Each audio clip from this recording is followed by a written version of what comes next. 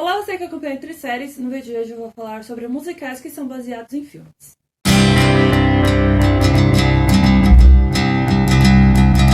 Antes, peço aqui para você curtir, compartilhar e se inscrever no canal, que são os passos mais importantes, assim como ativar o sininho para receber todas as notificações de vídeos que são postados por aqui, sejam nos formatos mais longos e também nos formatos curtos.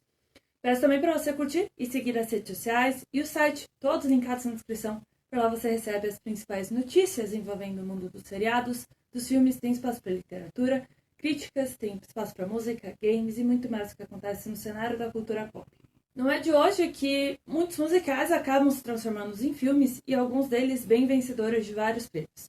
Entretanto, tem alguns desses que acabam fazendo a sua visão contrária, né? Uma versão que começa, na verdade, nas telonas e até mesmo nas telinhas, mas aí é uma questão para outro dia, e também seguir para os palcos da Broadway ou do West End ou de qualquer outro palco pelo mundo. Eu vou começar falando sobre O Diabo Veste Prada, que é obviamente também inspirado no livro de mesmo nome. Esse livro da Lauren Weisenberger ganhou o filme icônico de 2006 e a sua sequência, que vai ser a base para o filme que vai ser lançado em maio do ano que vem.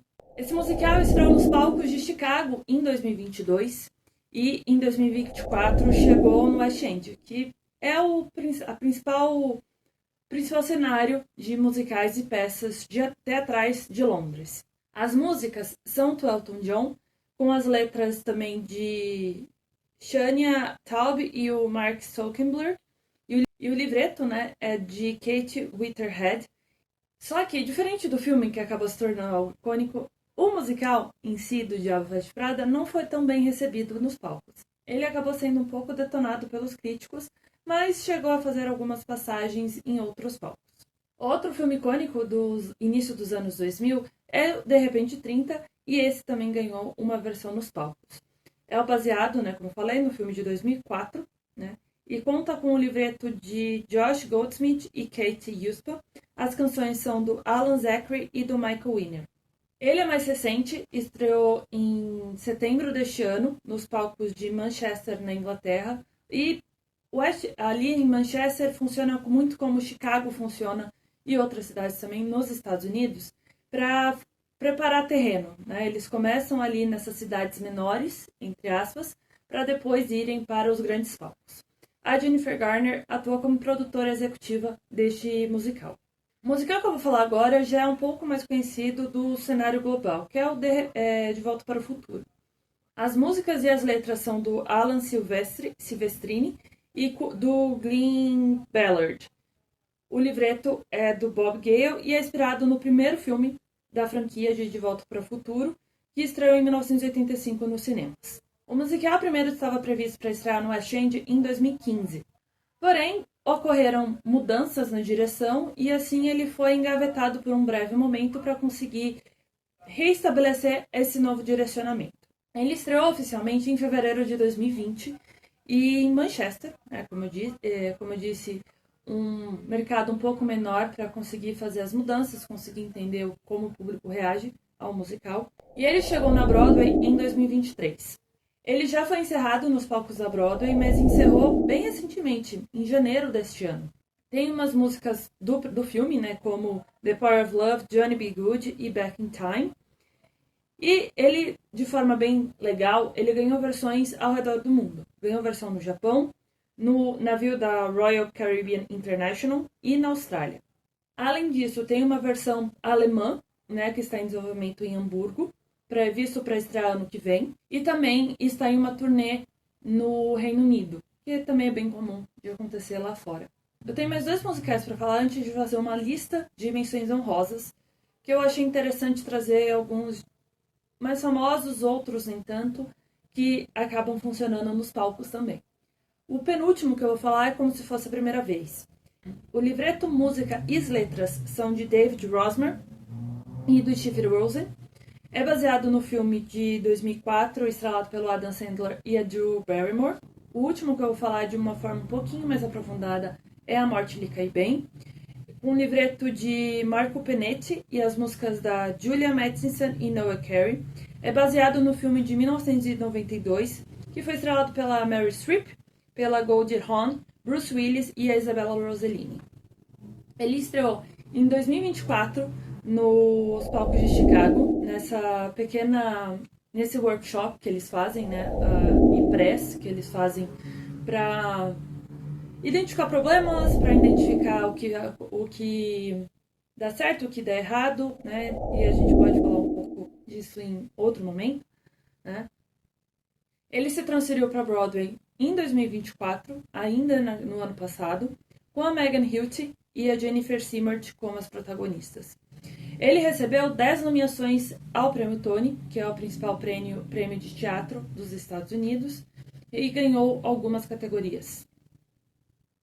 E agora vem a lista gigantesca de menções honrosas que muita gente talvez já saiba, outras nem tanto, de musicais que são inspirados em filmes.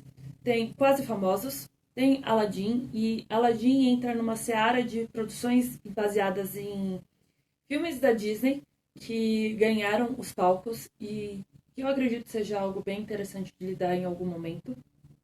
Tem A Bela e a Fera, como eu falei, Mary Poppins, O Rei Leão, que são dessa seara da Disney.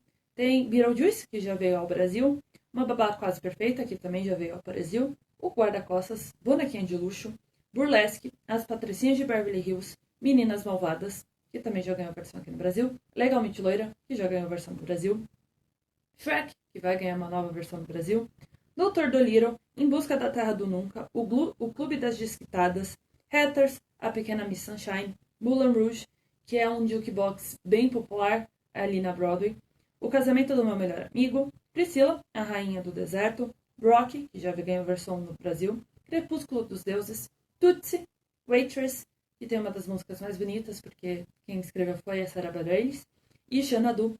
São algumas dessas menções honrosas que dá para falar de muito mais filmes que foram base muito importante para os musicais.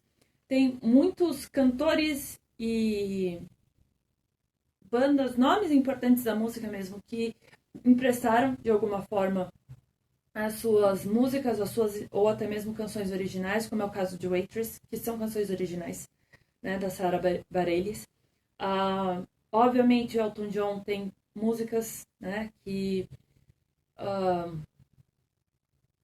são conhecidas por ter trabalhado com a Disney. Ao mesmo tempo, ele também escreveu músicas novas para alguns musicais. Então, ele é um EGOT winner, então ele tem consegue colocar isso na sua seara, no seu mundaréu, né? Nos seus vários prêmios, tem o prêmio Tony. Então, eu posso falar várias vezes aqui de alguns musicais e que fazem exatamente essa coisa contrária, entre aspas, de ter começado nas telas para depois irem para os palcos. E com mudanças, obviamente, porque, como é o caso de Aladdin, que não tem o Abu, né? O Abu, ele vira uma outra questão ali, porque é muito difícil trabalhar com macaco, vamos ser bem sinceros, enquanto o Rei Leão, eles fizeram toda uma outra situação para interpretação, né? Então, são coisas diferentes que sempre é bom lembrar, né, que só porque um funciona no outro não significa que vai funcionar no outro. Acho que o vídeo hoje fica por aqui. Espero que você curta, compartilhe e se inscreva no canal, que é bem importante. Assim como ativar o sininho para receber as notificações de vídeos que são postados por aqui. Espero que você curta e compartilhe também as redes sociais e o site, que estão todos linkados na descrição, que por lá você recebe as principais notícias envolvendo o mundo dos seriados, dos filmes. Tem espaço para música, literatura, games, além de cobertura de eventos, espaço para críticas e muito mais do que acontece no cenário da cultura pop. Até a próxima.